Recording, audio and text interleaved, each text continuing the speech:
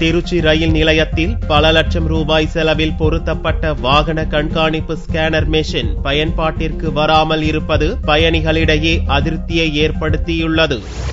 திருச்சி ரயில் நிலையம் தமிழகத்தின் முக்கிய இணைப்பு பகுதியாக விளங்குகிறது. லண்டன் ரயில் நிலையம் போன்று வெள்ளைக்காரர்களால் அமைக்கப்பட்ட இந்த ரயில் நிலையத்தை தினமும் ஆயிரக்கணக்கானோர் பயன்படுத்துகின்றனர். இங்கு பயங்கரவாதிகளின் அச்சுறுத்தலால் பாதுகாப்பு ஏற்பாடுகள் உச்சக்கட்டத்தில் உள்ளது.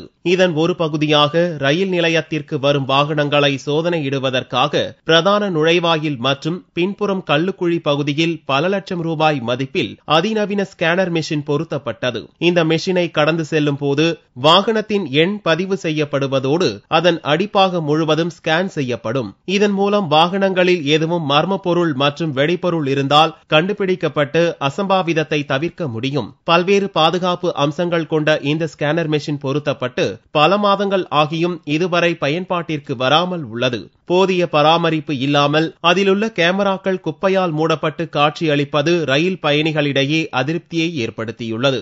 7-8 மாசத்துக்கு முன்னாடி இந்த ஸ்கேனர் மிஷின் இன்ஸ்டால் பண்றதுக்காக ஒர்க் ஸ்டார்ட் பண்ணாங்க நம்ம ரயில்வே ஜங்ஷன்ல.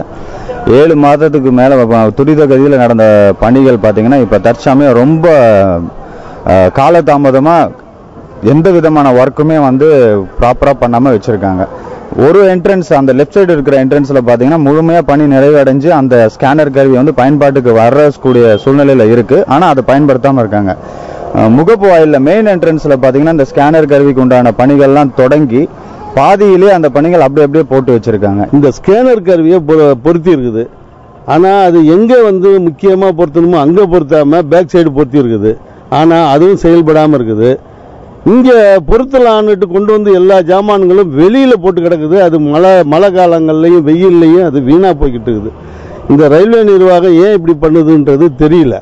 அதனால இந்த ரயில்வே நிர்வாகத்தை நாங்க என்ன கேட்டுக்கிறோம்னா இந்த ஸ்கேனர் கருவியை உடனடியாக இயக்க வைக்கணும். அசம்பாவிதத்தை தவிர்ப்பதற்கான பொருத்தப்பட்ட ஸ்கேனர் மெஷின் செயலிழந்து போவதற்கு முன்னால் ரயில்வே நிர்வாகம் விரைவில் பயன்பாட்டிற்கு கொண்டு வர நடவடிக்கை எடுக்க வேண்டும் என்று ரயில் பயணிகள் வலியுறுத்துகின்றனர்.